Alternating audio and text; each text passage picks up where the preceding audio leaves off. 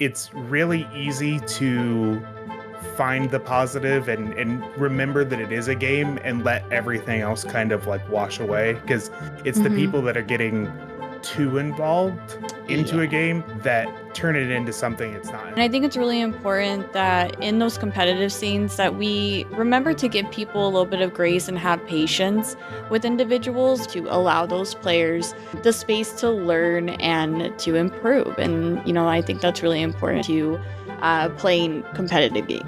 MS is one of the reasons that MS is extremely hard to diagnose is because it is different for every single person that has it.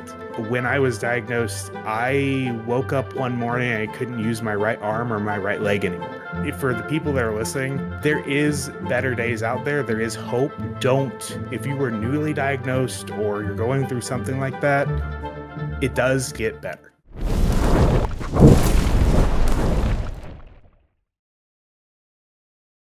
Hello, everybody, and welcome to another episode of the Lotus 8 podcast, Mind, Body, and Gaming. I'm your host, Curlie Q, and with me, I have one of my beloved streamer friends that I have gotten the pleasure to know throughout the past several years. And this is Void King. Void King, thank you so much for joining us today. We have a very exciting episode planned for you all today.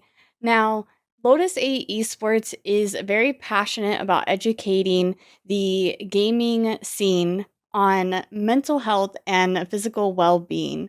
Now, there are forces outside of the gaming realm that can affect gamers of all different backgrounds. So, today we're going to be jumping into how chronic illness can affect gamers' physical and mental well being. And I have the most perfect guest to talk about their story and share a little bit about their entire gaming experience. So, Boy King, let's get to know you a little bit here. Talk to me about what was your earliest gaming experience? Earliest gaming experience. I'm gonna date myself here, and I apologize for me. This is gonna hurt me more than anybody else. I remember when I was about 5 at my birthday, Pokemon Yellow came out, and I remember opening it and having I have somewhat of a larger family. My mom's got a bigger side, and we had like 15 people in the room staring at me opening birthday presents, and I grabbed my Pokemon Yellow and ran. And I was sitting in my bedroom like playing, and they're like, hey, you have to come and open the rest of your presents, and we've got all kinds of other stuff to do, right? And you can have that after we're done. That's probably the first, like, oh no, this is probably going to be a thing for me, isn't it? Yeah, I remember getting gifted video games throughout my childhood, and me and my brother, like, we didn't care about the rest of our gifts. We just wanted to pop in that video game right then Yep. and there and start playing. But of course, like, we had family over, we had a big lunch, a dinner to prepare for that we needed to help mom with in the kitchen. And yeah, it's always really exciting whenever you get that experience in your childhood. Especially Pokemon Yellow, like such a great, great game. I know so many gamers of, similar age to you and I, who actually shared that same moment where, a Pokemon game was their very first gaming experience because, Pokemon's been around for such a long time and is such a fantastic franchise that, many of us are passionate about. So, how did you get into streaming and why? I started out as a Hearthstone streamer. So, Oh. card game that's like on mobile or on tablet. Mhm. That's where I got my start. And it was because I followed this really big Hearthstone streamer. Her name was Slissa. I think she still does content. I'm not 100% sure. I haven't checked in a while. And she was always letting everybody in chat know, like, I'm not the best at this. I'm doing this because I like it. And so if that's the case, then like you guys can all do it too. And and creating a bunch of friends in her community ultimately led me to being like, you know what, I could do this too. I play this game 6-7 hours a day just like she does. I have a job. I don't need the money. I can do it for free. So I think it was like 2018 I started. Oh, um wow. and I started like I think I did it for like 8 months. I actually remember I started streaming on my birthday because my first ever VOD is from my birthday. That was the kickoff of me streaming. So it would have been October, like late October in 2018. Mm-hmm. Um, Aw. and I did that for a few months, and then it just life started to pick up, and it wasn't a huge priority for me. I didn't have a huge following, so I was like, this is something that I can kind of put on the back burner until, Mm-hmm. you know, other stuff starts to work out for me. And I think I ended up getting a promotion really soon after at work, so it was harder for me to put time to it. Right. And then the pandemic hit, and it's like, well, I was still working throughout the entire pandemic, but I'm like, I see all this stuff that people are in bad situations right now. Like, it is Mm-hmm. rough for everybody. Nobody's unaffected. And I am probably one of the least affected people in general. My job was safe. I was still working 40 hours a week. Like, I was making good money. And while being safe, I was like, I got to do something else. So why not take this, you know, blessing that I've been given and turn it into something that I can use to help other people? Mm-hmm. So I started streaming again, and I think I started with Hearthstone, but then Hearthstone was kind of going through this weird, like, the company was going through a weird shift, and they're trying Mm-hmm. to just nickel and dime you for everything. So I was like, well, that's not really something I want to be a part of. So I kind of hemmed and hawed around for a little while and ended up finding Pokemon Unite, which is where Curlie and I met. Mm-hmm. So something good did come out of that game. And then I don't think I've stopped for more than a week since, maybe Yeah. 2 weeks at most. But yeah, I've been streaming on and off since 2018. Awesome. Yeah, I think the best way to get into streaming is really just as a hobby. Hmm. You and I can vouch that streaming is very volatile. It's not consistent by any means, especially financially. Of course, some people get that lucky golden ticket and they just kind of pop off, but for a lot of us, it takes a lot of work to really be seen in this space. And so I think it's really important that, you treat it as something that you just enjoy doing as a side thing. Hmm. You shouldn't expect any financial gain from it. But if it just so happens, to work out, then great. I don't think there's anything wrong with trying to chase success with streaming. Definitely don't want to quit your job for it and stream 8 hours a day in hopes that it'll blow up and you'll get lots of subs and bits and stuff. Because that's I mean, I'm sure it's happened to some people, but not the majority. And so I really loved hearing your story, especially like the pandemic timing. There was a lot of people that got into streaming at that time, and so I really do think that gaming and streaming provided a space for people to kind of escape and build communities that could connect with one another during that time because we were so isolated. There was a lot of lockdowns. There was a lot of just isolation during that time period. And I'm sure it left many people feeling alone. And what better way to get a social experience than the online world during that time frame? In a house, and the only place that we can go is our screens. Well, it's Yeah, a great place to come together if everybody's going to be there, right? exactly. Yeah, it definitely provided a nice, cozy space for people to connect during the time where many of us felt very alone. So, I know you dabble into a lot of different games, but what has been your favorite game lately? As you know, I got sucked into Marvel Rivals pretty hard. Uh, it is a labor of love that I have not fully given up on that game yet. Mhm. um, but it is really something that I've been enjoying. Not so much. There's definitely pockets in that community that are pretty fun. Um, but it's a lot of the Overwatch community that's kind of made its way over, Yep. and I'm fine with distancing myself from that community. So I stick to the people that I like to play with, Mhm. and I will say there have been quite a few people that I have met. I get weirdly lucky in these ways where I can walk into a just awful community sometimes and be like, well, I find the weird, random, nice people and make friends with them. Um, I randomly got a follow yesterday from somebody that I was like just in quick play with Mhm. because they saw my name, came into stream afterwards, like, oh hey, I was just playing with you. I was this person. I think they were our Captain America.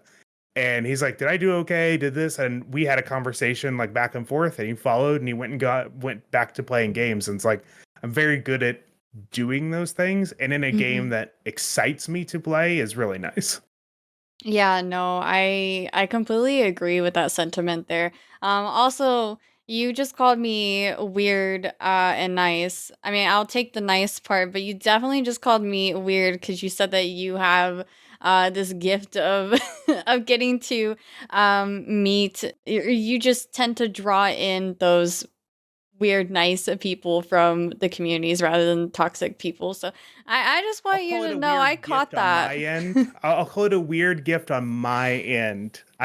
If I called you weird, it was not intentional. Later on, I'll do it intentionally. How about that? I mean, honestly, I think some of the weirdest people tend to be some of the coolest people. So I'll definitely take it as a compliment. But yeah, no, that's really nice that you're able to navigate some of these gaming communities that do tend to have a little bit of a toxic fan base. And you're able to just focus on the people who do bring good and positivity to those communities and also contribute your own positive positivity to those people who were, just trying to enjoy video games. And I think that's what it's all about at the end of the day is we're all just trying to have a good time. And so people look to streamers like you and I, for those cozy communities to get involved in and to continue having that positive experience around that video game. The only thing I was gonna say was it's really easy to find the positive and remember that it is a game and let everything else kind of like wash away, because it's the Mm-hmm. people that are getting too involved into a Yeah. game that turn it into something it's not. It's like, man, just enjoy it. Like, there's a lot of other crap that's going on in the world right now. There's a, Mm-hmm. you'd never know what's going on with any other person. So instantly getting mad at somebody for not doing exactly what you wanted in a game doesn't help you. It doesn't help them. It doesn't help the community. So I like to Right. try and breathe that as much as possible. Now I get mad. I Jeff will always frustrate me, but at the end of the day, it is still trying to do as much as I can to remind myself and everybody watching, hey, it is a game. We are here to have fun. Yeah, no, I think it's only natural that those moments do happen in video games, especially in the competitive realm and when there's, a win-lose situation. I'm sure, I mean, I don't know a single gamer that hasn't experienced a moment in gaming that, wasn't frustrating at one point. Sometimes you don't get the outcome that you wanted. Sometimes you have players that just don't seem to be all there in the match. And I think the truth of the matter is you never know where someone is on their gaming journey. Maybe it's their first time picking up the game. Maybe they're Mhm. trying something new and experimenting, playing a different character for the first time, or trying a different strategy, or even playing an entirely different role. And I think it's really important that in those competitive scenes that we remember to give people a little bit of grace and have patience with individuals Mhm. because I mean, while you do have your trolls and your griefers who are intentionally trying to ruin people's days in video games, I feel like the vast majority of people that we will sometimes want to complain about are people who are just like learning and trying to gain that experience. And so if we're always hard on people for making mistakes in these video games, we don't allow them that room for growth. And so they're never going to improve if people are just overly judgmental and being toxic about it. So, Mhm. like you said, that person that came into your chat, the Captain America, just when they were asking you how their gameplay was and stuff, and just being that person to help guide them and tell them like,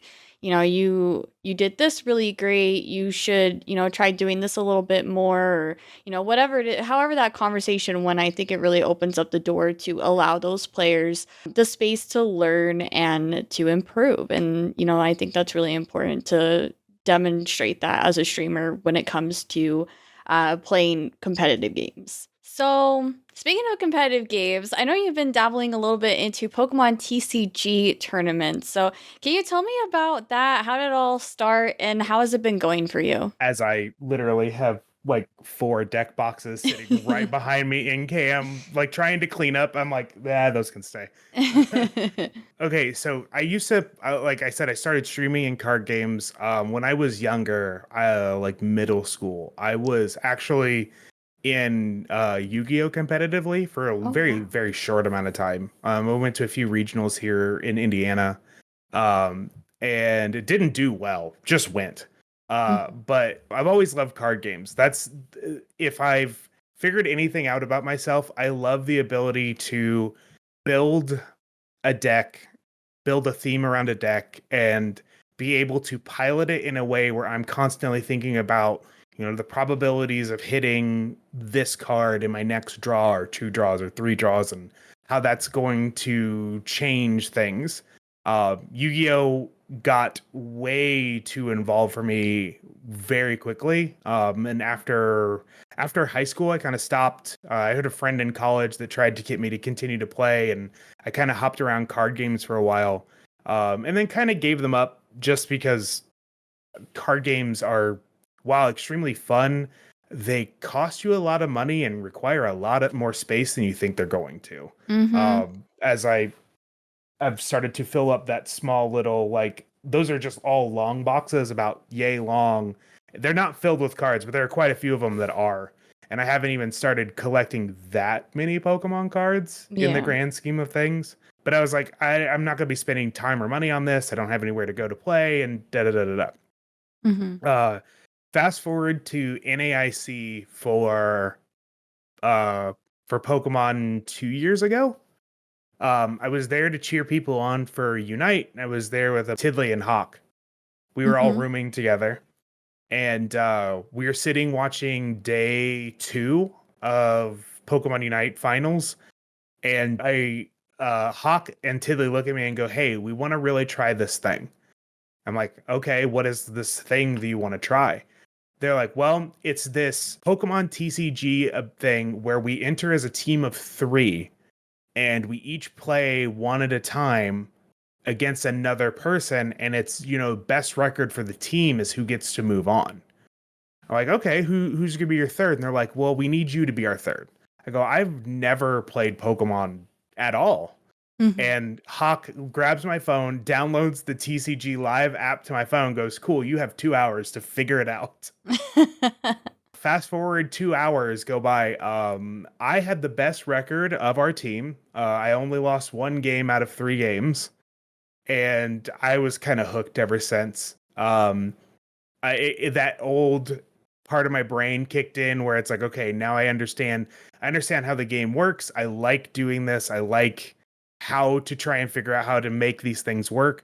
And it was different enough from the other games that I've played where there's no interplay in between turns. So I do my thing, I take my turn. Once my turn is over, it's now your turn. And there's very few things I have to worry about on my turn except for watching what you're going to do on yours. And then I know when my turn comes up, you don't really get to interrupt me for anything. Lots of card games out there, it becomes wildly overcomplicated because I play one card and then 6 things happen on both sides of the board. And now we have to figure out how that works out. And that was just one card. I have like 5 more to play for my turn. Yeah. So that kind of turned me off to those. But the simplicity of Pokemon, it's a game that has a very low barrier to entry because they want kids of all ages to be able to play. Right. But the ceiling for that game is so high. I can sit and watch a couple of YouTubers play day in and day out, and I can sit there and say, okay, here, I know what their list is playing. I know what they're doing this. I know they're doing this. I know they're doing this. Here is the best move that comes forward. And then they do 75% of what I said, and then the last 25% is something else. And I'm like, the heck was that? Like, it seems to come out of left field, and then they explain it. And I'm like, oh, I wasn't actually paying attention to the Latias on their bench that allows them to rotate things around for free. And if they had done what I had said, they actually would have left themselves open for this next turn to that they would have taken 2 prizes and lost. Mhm. So that intrigues me about it. And then it's Pokemon. The art for Pokemon is great. They have a huge IP to put into these things. So the cards look really cool. The decks are really cool. I was fiddling with a new deck this morning that is based around Joltik, Oh. and using Joltik to pull energy out of the deck and to put it on any Pokemon on your board, and then trying to outspeed your opponent because Joltik can every turn put like 4 energy from your deck onto your board in any way you want. It's gross. It's Oh, really fun, but wow. it's gross. Yeah, it sounds like a pretty insane deck. I've dabbled a little bit into Pokemon TCG, and I think the one thing that intimidates me the most is just I feel like there's so many abilities and things to learn and understand about cards and knowing what's gonna happen with, your opponent's deck, and how that's gonna Mhm. play into your own deck. But I do think just with what little I know about a lot of the card games. I mean, you're absolutely right. It is definitely a lot more simple, especially, because Pokemon is meant to be for all ages. It's really Mhm. neat how, anybody can get into it, but there is a very high competitive level with that or with that trading card game. And speaking of simplicity too, like Pokemon Pocket even, I've actually really been enjoying that a lot because while I did find Pokemon TCG to be quite the learning curve for me, I do love the format of Pokemon Pocket because I feel like it's a lot more dumbed down. It's a lot more simpler than Mhm. Pokemon TCG, at least in my opinion. And so I'd say if anybody's interested in getting into Pokemon TCG, though, it's a different play style, different rules and such. I think Pokemon Pocket is such a great place to start, at least to kind of gain that knowledge about how the game works. Mhm. And then when you crave a bigger challenge, not to say that Pokemon Pocket's not challenging, because it definitely can be. But the Pokemon TCG rules, I think, are a little bit more. There's just a little bit more to it, and obviously a lot more cards Mhm. to deal with there.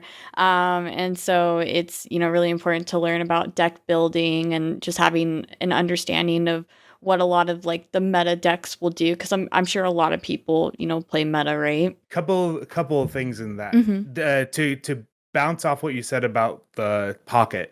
The Pocket, a lot of the rules are very similar to what is going on in TCG. So Pocket and TCG have essentially the same rule set, except for the biggest rule difference is because the decks are so small in Pocket, they're 20 cards, right?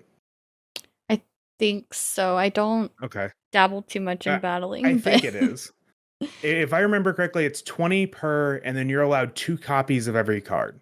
For Pokemon TCG, it's 60 cards, and then you're allowed up to 4 copies of every card. The biggest difference outside of that is the scoring.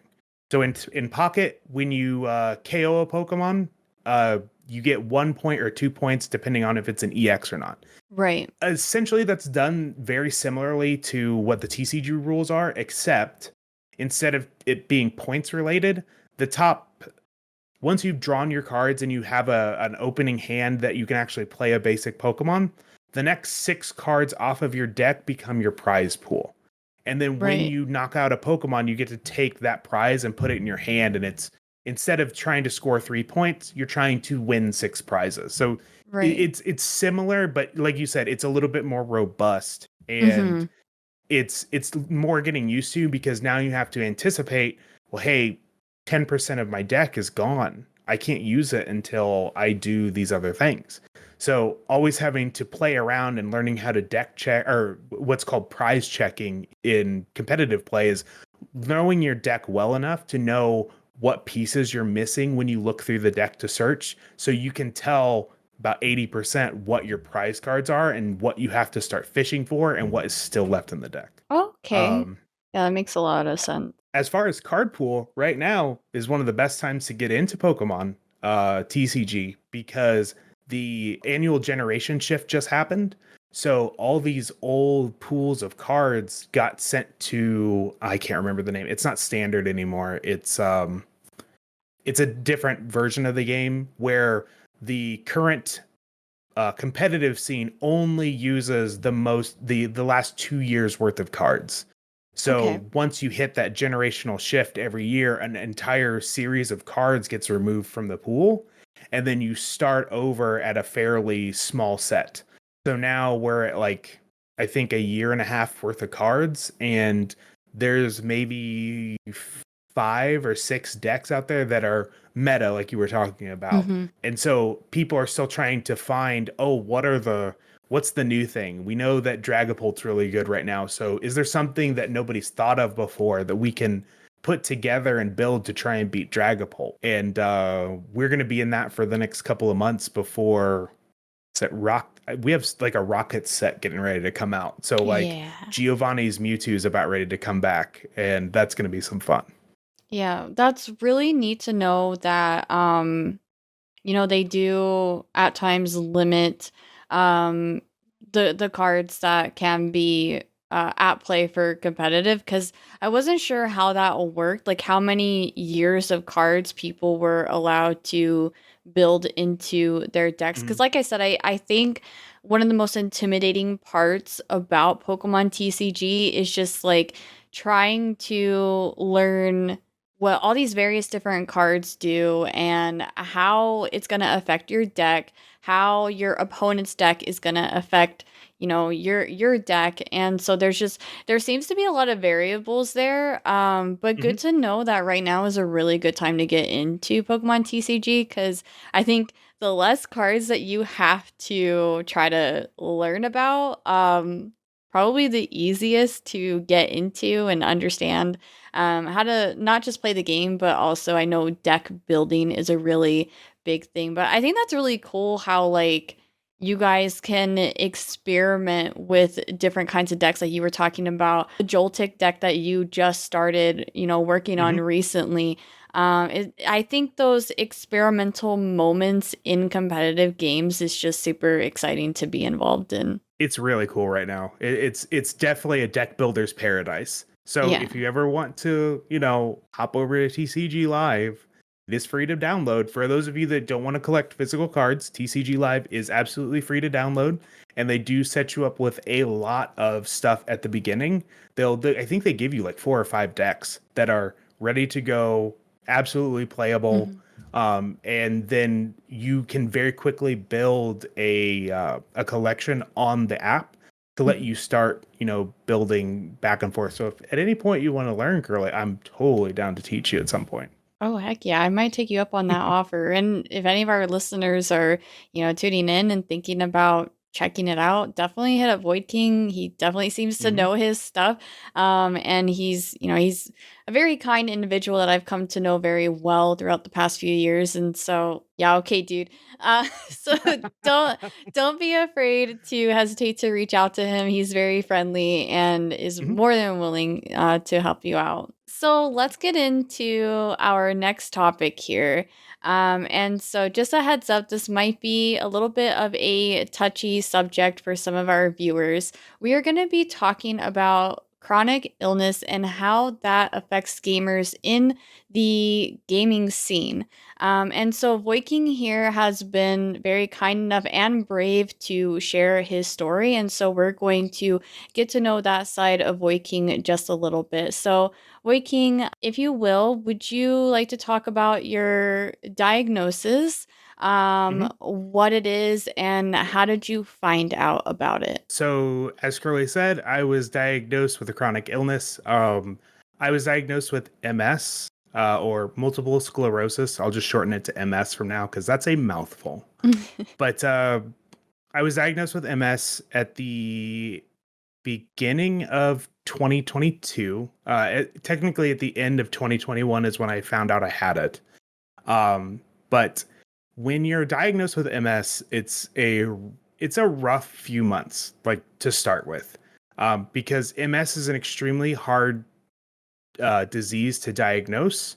Essentially, how doctors diagnose that you have MS is they run you through a battery of tests, and If all of those come back negative, then they kind of default you to having MS. There's a couple of factors that can pop up around when you get it or when you're diagnosed that make it easier for them. But MS is an autoimmune disease that your white blood cells will see. There is a thing called myelin. It is an insulator around your nerves. So the neural pathways in your brain, your neural pathways in your spine, what send electrical signals throughout your body, there's an insulator around those to protect them. When you have MS, your white blood cells see that as a foreign body and will try to attack it and try and get rid of it.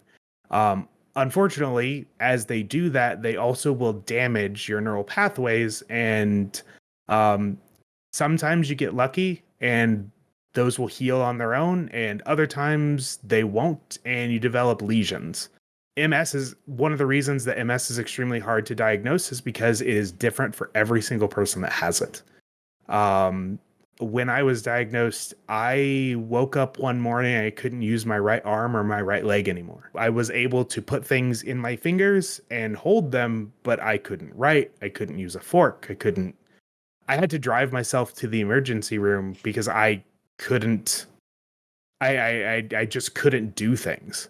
I spent most of the day there trying to figure out what was wrong with me. And as I was not able to use one side of my body, the other side of my body started to go numb. And that was a very scary experience. Luckily, I met with a bunch of really nice doctors that put me at ease. Though the front staff at the emergency room that I went to was a little wild because they made me fill out my own paperwork.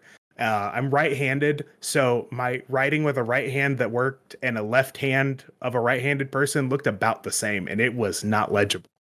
But I always have a good laugh about it now.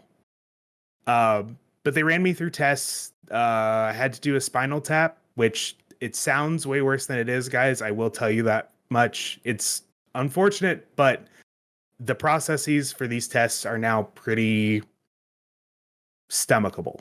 They're not Mhm. they're not invasive, they're not painful generally. There's a lot of good anesthesia and a lot of good doctors that are there to take care of you. I had to do multiple MRIs over a few months to scan my brain and my spinal cord. They When my right arm and leg went numb, they found a lesion on the back of my neck that was actually sitting kind of like directly over my spine. It wasn't one side or the other, it was actually slightly over both sides. And that's why I was right arm useless, left arm numb. And Wow. the doctors at the time, when they only saw that one lesion, were like, "Well, if it was MS, you'd have more lesions than you do. Like generally, if you get diagnosed, you have somewhere. I think the number is like 5 or 6 is the average, and they're usually pretty small." And he goes, "This one's pretty big, and it's one." So we're like, maybe you got a virus, maybe something happened, and it just developed into a lesion. So we're gonna put you on some steroids, and you should be okay. And then I went back to the doctor a few months later for an MRI checkup. And I remember sitting in my house. I was getting ready to go to work. It was about 7:30 or 8 o'clock in the morning, and I got a phone call from the doctor's office. I completely missed it because I was getting ready for work. And I picked up the phone, and the doctor on the other end had left me a voicemail. And essentially, the voicemail said, "Sorry, we've been trying to reach you. We got your test results back, and we found another lesion in your brain, and so it looks like you have MS. So we're gonna need to schedule an appointment with you." And hung up. And that was the scariest phone call I ever missed because they did not give me shit for information. They didn't tell me anything, and I guess they wanted to tell me in person and kind of what happened and what to go from there. But it was a scary few months after that. But I finally was able to get a hold of a doctor. They got me on some really good medication, and now, luckily, I'll preface this before we go into any other conversation today. My MS at the moment is an inconvenience. It's going to get worse as I go through my life, but right now it is an inconvenience at best. And so that is where I am speaking from today, and the things that I have learned and the things that I've gone through, and understanding that there are times where everything is okay, even with maybe not okay, but can be better. Mhm. So if that's that, if for the people that are listening, there is better days out there. There is hope. Don't, if you were newly diagnosed or you're going through something like that, it does get better. I can't imagine receiving a phone call like that, especially, when it involves your brain. Mhm. I think if anybody were to get a call from a doctor and to know that there was something going on with their brain or something on their brain, your brain is a really important organ. Just a little. I yeah, just a little bit.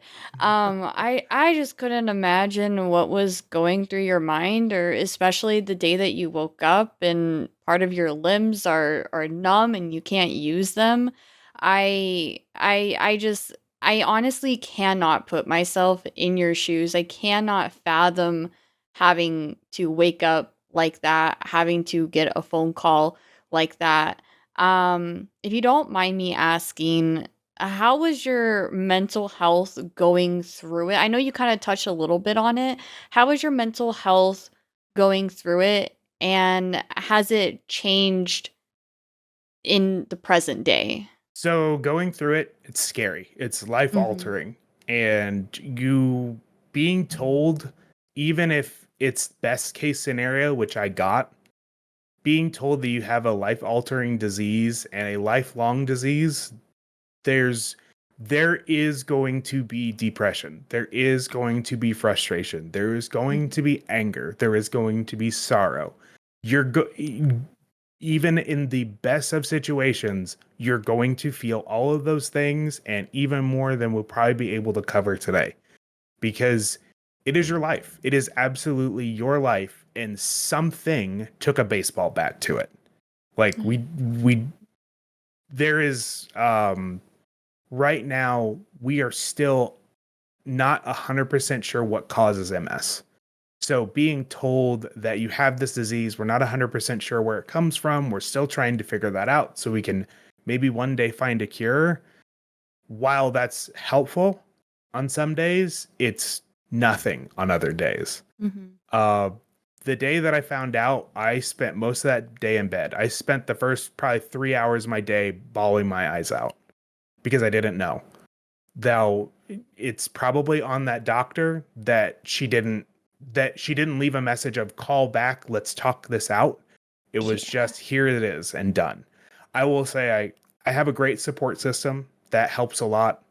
I called my mom almost right away, and hearing my mom go from sorrow, upset, and then I tell her how I found out, to instantly mama bearing and say, I'm coming over, we're going into the car, and we're gonna go fucking talk to that doctor. Excuse my language, but this is what she said to me.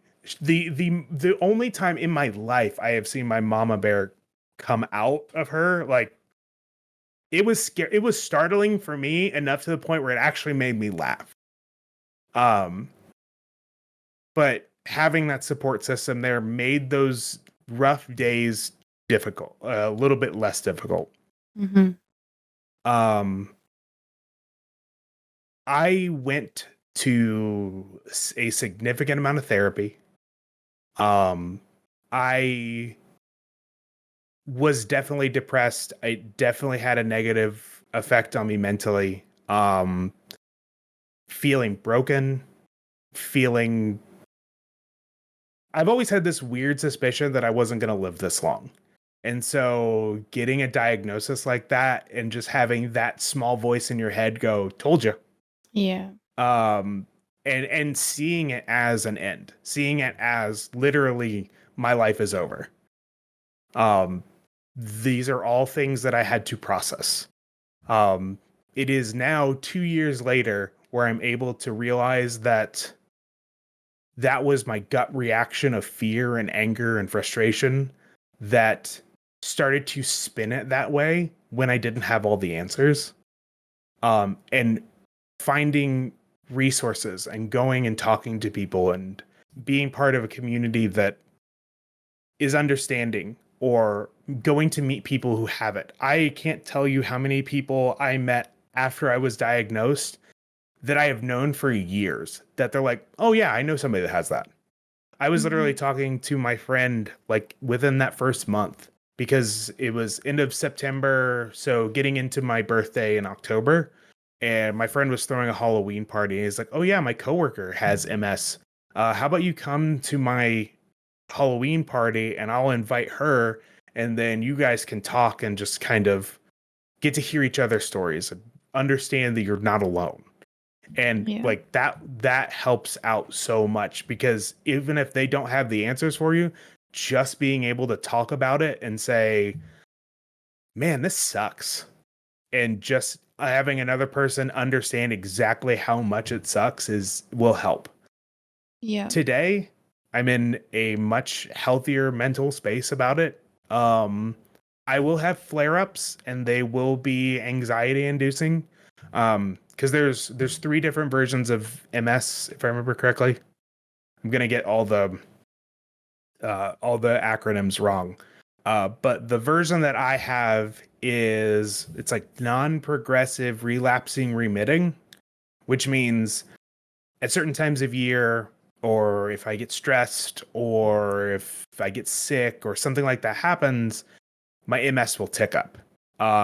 Either like something will start pushing on a lesion and I'll have some neural issues. Spasms are stuff that happen. So like I'll have finger twitches or hand twitches or leg twitches. Um, those will induce some anxiety, but because I took the steps earlier on to seek out that community, seek out therapy, seek out a support system that will listen to me if I call them at 8 o'clock at night and I'm panicking because my left thigh is now numb and it wasn't numb 6 hours ago. That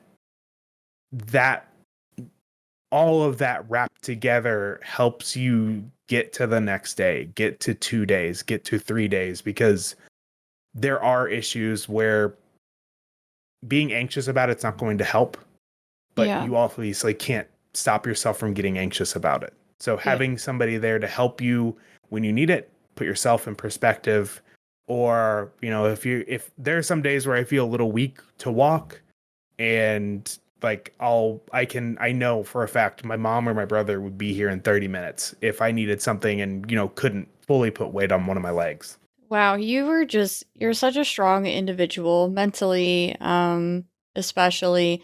I truly admire you. Actually, I've told you before, my sister-in-law, soon to be sister-in-law, she has MS. I'm not gonna lie, I've never really sat down and talked to her about it because I know it's sensitive. Now, I think having this conversation with you has been really inspiring for me, and it makes me want to call her up and sit down and talk to her and hug her and give her that space to be able to just talk about it, because I think providing opportunities like this and allowing people to be able to talk about the things that they're going through can definitely help them heal, and just to know that people support them. I don't know where she's at with MS. I don't know like what type. I do remember though during the COVID days, like she would have panic attacks. Like she would be so afraid of going out, and it definitely affected like how she lived her life. And of course that time was already hard enough because of, masking up and the isolation that we mentioned earlier. Hmm. And so, yeah, I just, uh, oh my gosh, I'm gonna definitely probably gonna reach out to her after this podcast and give her a hug, because this is the most that I've learned about MS, and so it's opened my eyes a lot. And my gosh, like I seriously cannot imagine walking in anyone's shoes that is dealing with a chronic illness. And I know. there are a lot of, bad days where, you're in that depression and you don't want to get out of bed. You don't want to play your video games or stream or, live your life. So how can you talk to me about how you were able to um continue living your life? Like what was the mental processing there? Because I'm sure you've had plenty of times where, you just wanted to live in that depression. You didn't Mhm. feel the motivation to carry on and live your life. Absolutely. First and foremost, yes. There were a lot of days, and there are still some days, honestly. Um, it I don't think it's ever going to go away. Mhm. Uh, I don't think you ever. I don't think the human experience is going to allow you forever walking away from something like that. I think Yeah. it's arming yourselves with the tools to understand when that happens, what is causing it. Is it something you need to process, or is it something you've already processed and you need something to help you take out of the funk because you're being hard on yourself for no reason. I am absolutely the latter in most cases, and I have friends and family members that will tell you, Tidley told me this week that I'm way too hard on myself for stuff like that. Oh. And it's the first thing is honestly is find a therapist, because friends are fantastic. Don't get me Yeah. wrong. If you have a friend that will listen to you or a family member that will listen to you, that's great. But there is a level of vulnerability you can be with a therapist that you cannot be with family or friends. Mhm. And maybe you can, maybe it's easier for some people, but in general, if you are paying somebody to sit down and talk with you and not judge you and be able to talk about exactly what's going on, whether it be the illness, whether it be life, whether it be um, any mental issues that you may be facing at the moment, a person that will be able to sit there on a schedule that works for you, that you will have an hour block that you just get to go and talk about the things that are going on in your life and the things you Mhm. need to get off your chest. I can't support that enough, because you will open up to that person about stuff that you will not open up to family about. Even Yeah. if it's like you were talking about with your sister-in-law, like there it might be that she doesn't feel comfortable opening up to you, not because she doesn't feel comfortable with you, but Yeah. because that idea of, if I'm this vulnerable with Curly, how is that going to change a relationship? Yeah. And that fear can be louder than dealing with the stuff you're going through.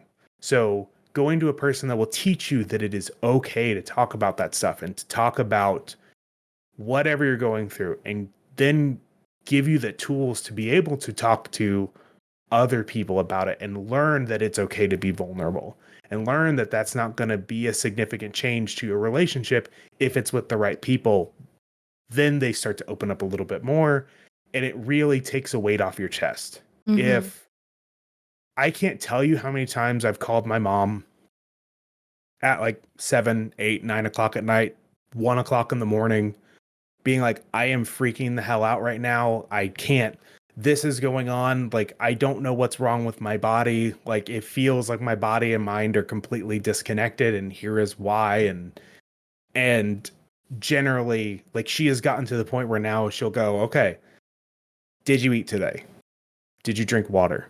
Yeah. Did you Has this happened before? Can you remember a time that this has happened before?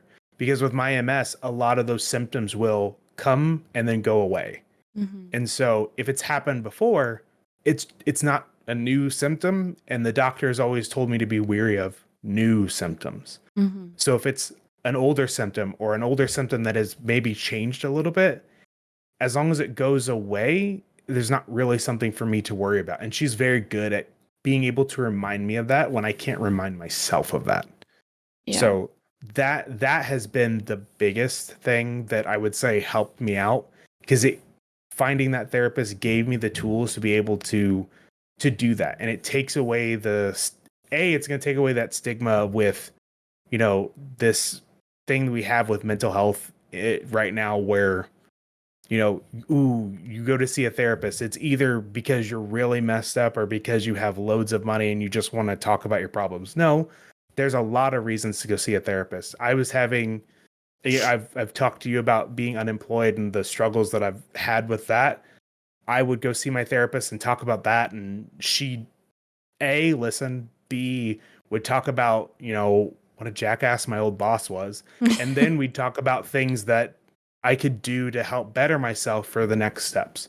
So it's always this weird, like, understanding, listening, but let's work on these things. Yeah. And that has kind of molded. I have this weird thing where I've started to realize now, where I never thought I'd be a person with a motto, but going through all this stuff gave me a motto, and it's something that I've lived by. And it's just leave everything better than you found it.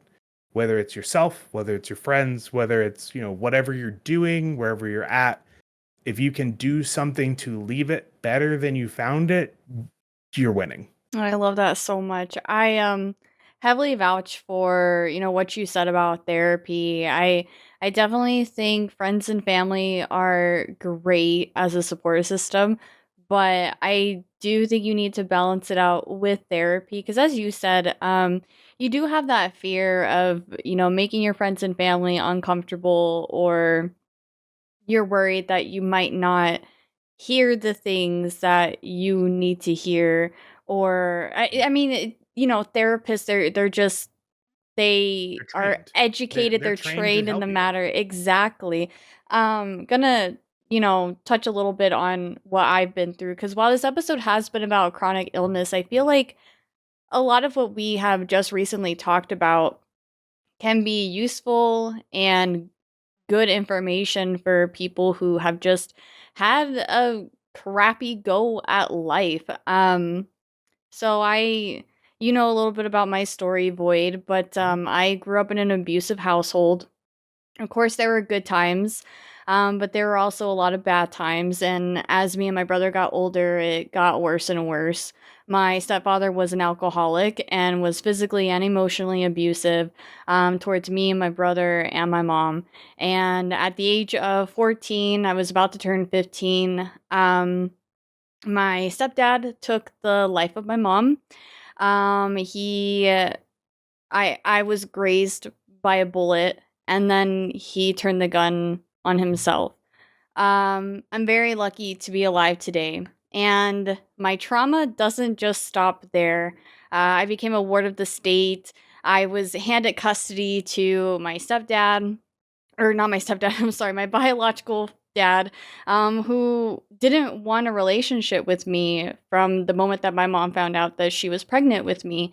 And so I always kind of resented him for that. And we had a bit of a rocky relationship because of that. And then I went off to college. I was kind of focused on me, did my own thing. I unfortunately cut out a lot of family because I was hurt. I was depressed. I was definitely not going about things in a healthy way. Um, I did end up getting therapy, and I like to think that I grew a lot as a person.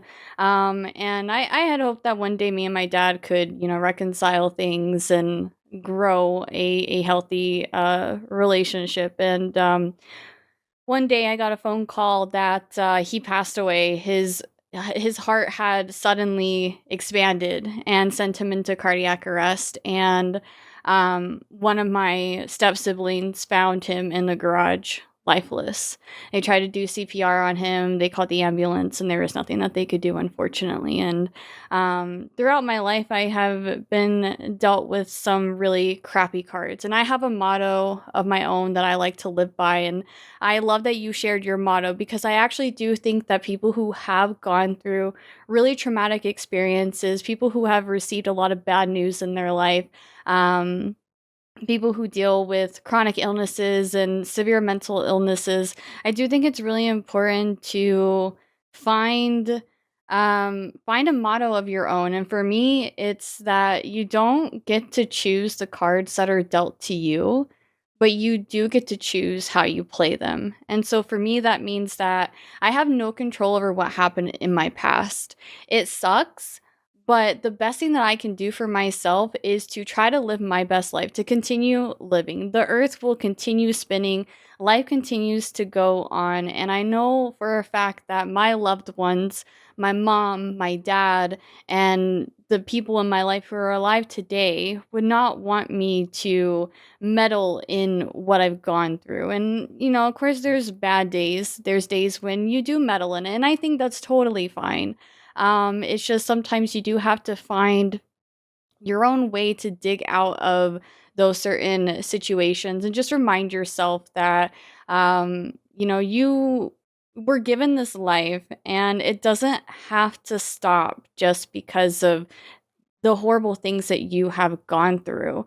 You can really turn ashes into beauty, and it's like the metaphor of, whenever there's a wildfire, um the the growth that happens after a fire ends up being some of the best, most greenest, strongest growth.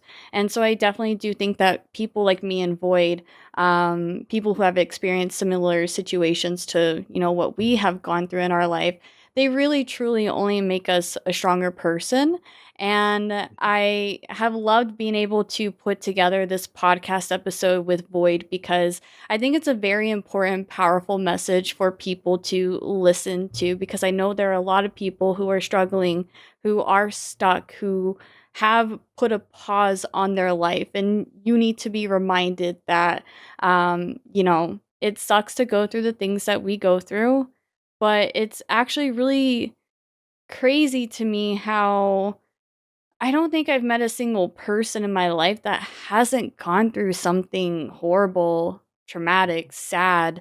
We all experience these kind of moments in our life, or, if not us, then we know someone who has. And so I think these messages are really important to hear, and to know that you're not alone, and that, life keeps on going. And the best thing that you can do for yourself is to just keep living your best life, right? I kind of want to piggyback off of what you said, Mhm. uh, because I absolutely agree, and it does sound weird, especially if you're going through it at the moment, that this bad stuff going on is going to get better or it's going to give you something, because it never seems like the bad is gonna give. It just seems like it only takes. Yeah. Um, but I will say it was a joke for a while, and it kind of became true that the day I got diagnosed was probably one of the best things that could ever happen to me.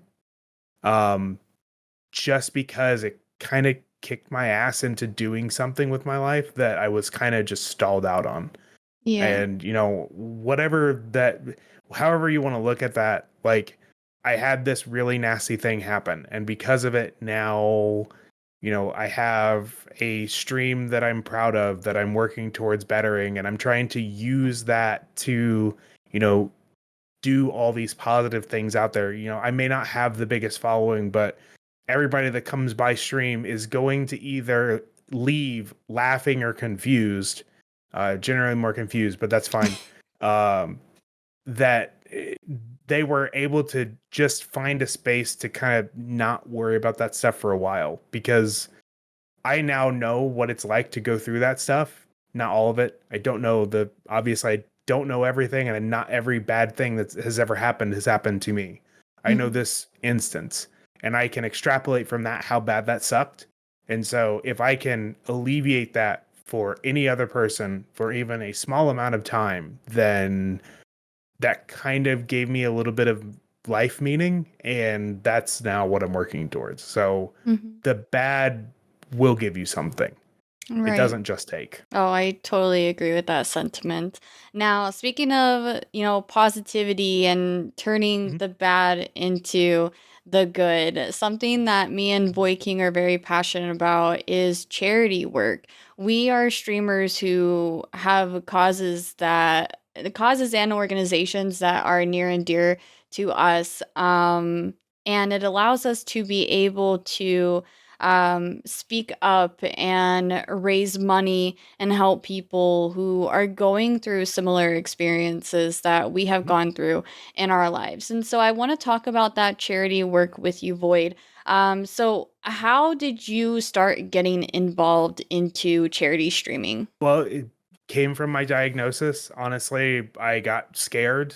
And the doctors can only help so much. They have information, but they can't make you better, right? Mm-hmm. One of the first things that the doctor that I have been seeing recently, he did for me. He's one of the best people to work with in the state, from what I hear from him, from nurses, from other doctors he's worked with. He's the guy to go to when you have MS. And one of the first things he did was he handed me a pamphlet for the National Multiple Sclerosis Society. And I was like, this is not really anything that I'm going to use. I'm going to, white knuckle this. I'm going to do it on my own. Mm-hmm. And about a week later of white knuckling it, I'm like, this sucks. And I remembered the pamphlet. And so I ended up I didn't use the pamphlet, but I went to the National MS website and I started kind of looking around there. And actually, for a long while after, I had that page up as a tab on my my internet browser on my phone, and I would never shut it off. I would just refresh it because there is a certain page at the very bottom where they would talk about current research being done and what steps had been made in finding a cure in this month. And it was constantly refreshing with, hey, here's this new study that's going out. Here's this thing. Here's this thing. So I ended up signing up to be part of like the newsletter.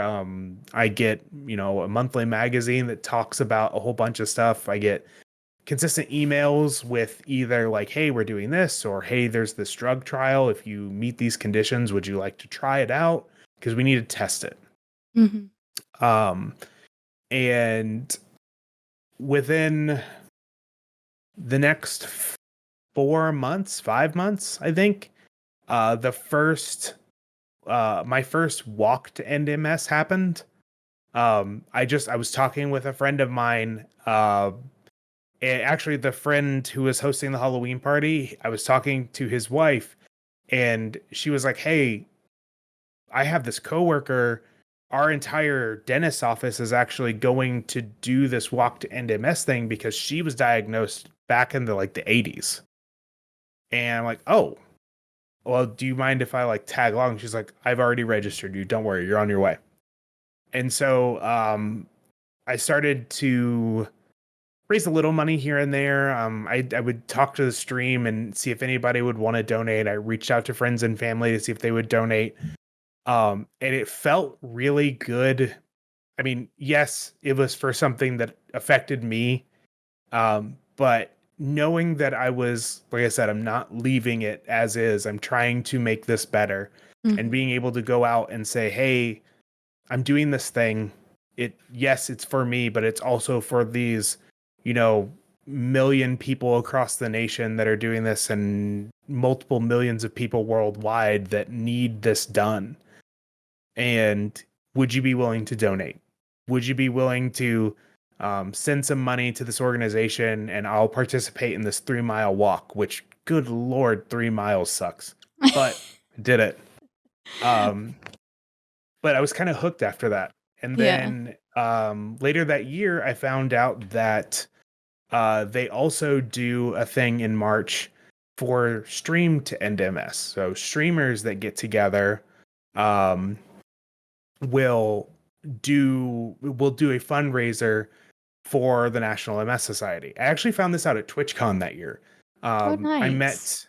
met somebody at TwitchCon because the National MS Society had a booth at TwitchCon promoting Stream to End MS. And I actually got to talk with a streamer who had been diagnosed the year before me. and he was talking about his experience. His name is Brandon. I think his name is Couple of Nerds on Twitch, Mhm. and he was ambassadoring with them to like do this outreach program. And I was like, that's cool. I want to, hook up later and talk about some details and stuff like that. And I want to be part of this. Fast forward to the next March, we're part of the Nerds for Good, I think was our team name. I think it still is our team name. And we were able to reach, I think, $4,000 for Wow. MS research. Um, and we were all excited about that until this year, when we raised almost $6,000, It's and incredible. our team came in third over the entire program. No, we were first team, and I was third for individual donors for the entire program. That's awesome. I think it's both getting involved in charity work as a streamer is, I know you were saying like even though it was for me, I I think like it's both healing to us when Hmm. we are involved with organizations and causes that, we can get behind situations that, we've experienced.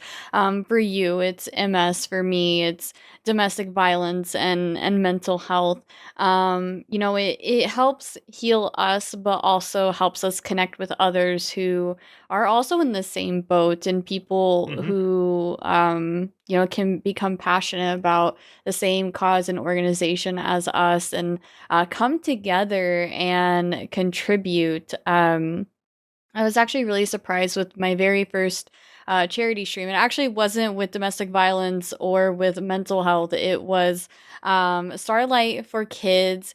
It was we were raising money for these little like video game machines to bring to kids that were sick in the hospital, Hmm. to provide them an escape during their stay in the hospital. And so I think at the time I was maybe averaging like between 15, 20 viewers, not nothing crazy. And we ended up raising $2,000 over the span of 12 days. It was 12 days of Christmas event, and I streamed every day for those 12 days. And now it was my first charity experience, and so I definitely learned a lot from that experience. And so now whenever we do charity streams, we knock out those goals even better now. We reach higher goals, I should say, Hmm. with some of the charity work that we do now. But I really want to emphasize to any streamers who are watching who are considering getting involved in charity work. If you don't know where to start, I highly recommend Tiltify. Tiltify is such a Hmm. great resource. You can find all kinds of organizations on there. I'm sure you'll find something that you can be passionate about, whether it's something that, relates to you or to someone that you deeply care about. It is a really great place to start. You can set up everything there, your stream alerts, a dono bar. You can set up incentives and milestones.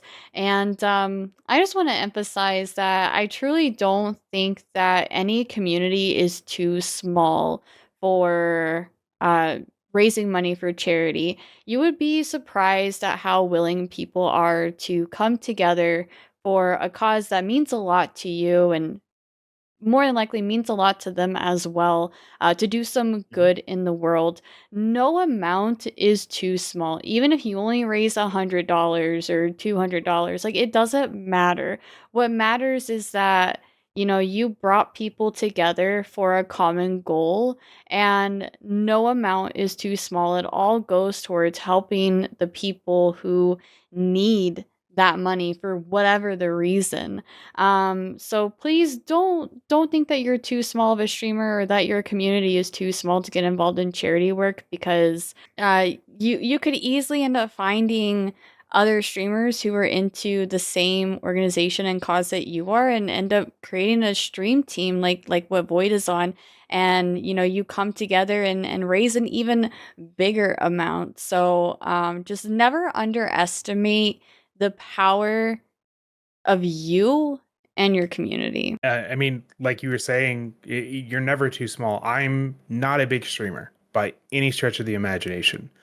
And I'm number 3 in the nation right now for individual donors because my stream came together, my community came together and said, "Here, we care about you.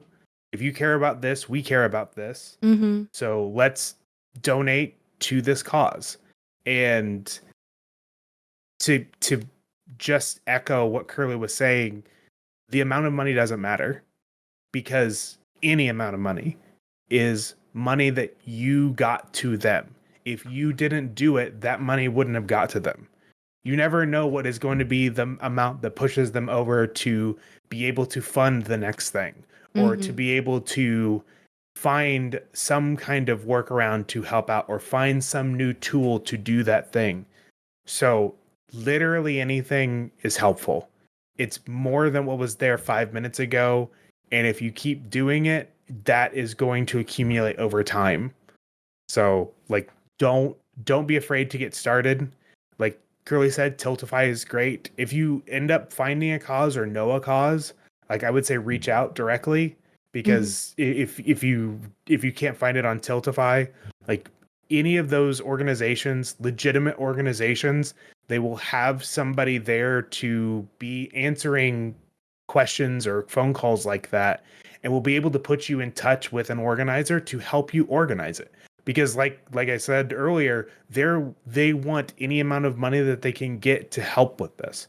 So they're going to have people that they're going to put you in touch with to help you help them.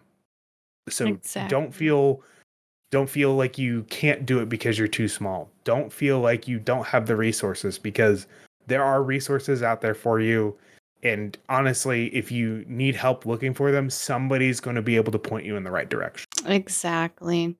Well, I think that might just wrap it up for us here, Void. I feel like, we talked about a lot of really great things here, and I really hope our listeners feel inspired and motivated to, get into their own charity work. Or, if you're someone that has been struggling with, depression, with mental illness, with chronic illness, I really hope that you can relate to this episode and know that you are seen and, Hmm.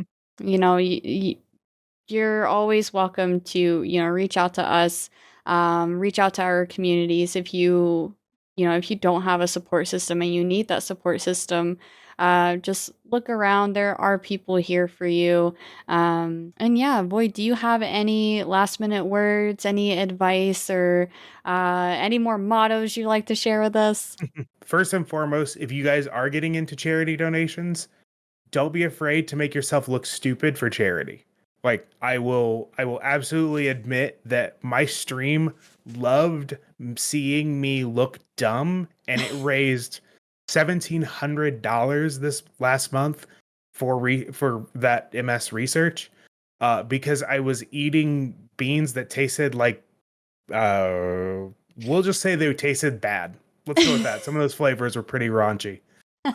Or they made me play Pokemon Unite again for 2 streams. Like they actually raised enough money to make me re-download that game, and they know how much I hated it and suffered to the point there was actually somebody that clipped me deleting the game off of my Switch at the very end of the last stream I saw because they that. knew how rough it was. I would so do the same thing. I don't blame you at all. Anyways. so don't feel like you're being foolish or foolish enough. You can always be more foolish or more silly because if you can find that thing that the people are going to latch onto, if you know your community likes to giggle with you and likes to laugh with you, at you, what have you, like tap into that because that will be your biggest incentives to get people to donate. Like being there to support you goes a long way, but being able to push past that, you're gonna have to find something that was gonna hook people in, and that has been my biggest save is finding that thing. Mhm. Um, and then kind of to touch base a little bit more on what Curly was talking about with the mentality of things. Um, I have found this is a weird truth, but everything ends.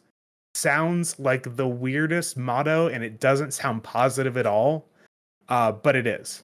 And if you really think about it, everything ends means that when the bad things are going on, it will stop. At some point, it will stop. So look forward to that point. But while the good things are going on, they will also end. So make sure that you are in the moment and enjoying them as much as possible, because Mhm. at a certain time, it also will stop. So Yeah. keep that in mind. Keep you mindful. I love that. I think that was a really perfect way to wrap up this podcast. So, thank you so much, Void, for sharing your story. Like I said, you were incredibly brave and kind to share your experience and to share your story. I know it's not easy, but I told you before this podcast even started, I've had opportunities in my past when I went through what I went through to publicly speak about the things that I went through. And while it was very scary and I was so nervous, I think, it really helps us heal as well when we have these Hmm. opportunities to open up. And so I encourage our listeners, if you relate to anything that we said today, to, find your voice as well. Reach out to people and, talk to your friends and family and ask them if they'll be willing to, listen to you for a little bit so that you can get stuff off of your chest. Cause, me and Void both know it's not healthy to bottle things up. So yeah, I think this was a wonderful podcast episode. Thanks again for joining us. To all of our listeners, we really appreciate your time. Be sure to hit that like and subscribe button and check out the description below to find Lotus 8 in other spaces. Void, where can we find you and your content in case anybody wants to come and check you out? So I'm Void King underscore TTV, I think on everything, Insta, X, Blue Sky, and Twitch. Yeah. Alrighty, yeah, be sure to check out Void King, show some support. Thank you so much again for tuning in, and we will catch you guys next time on another episode of the Lotus 8 podcast, Mind, Body, and Gaming. Take care, everybody. Bye.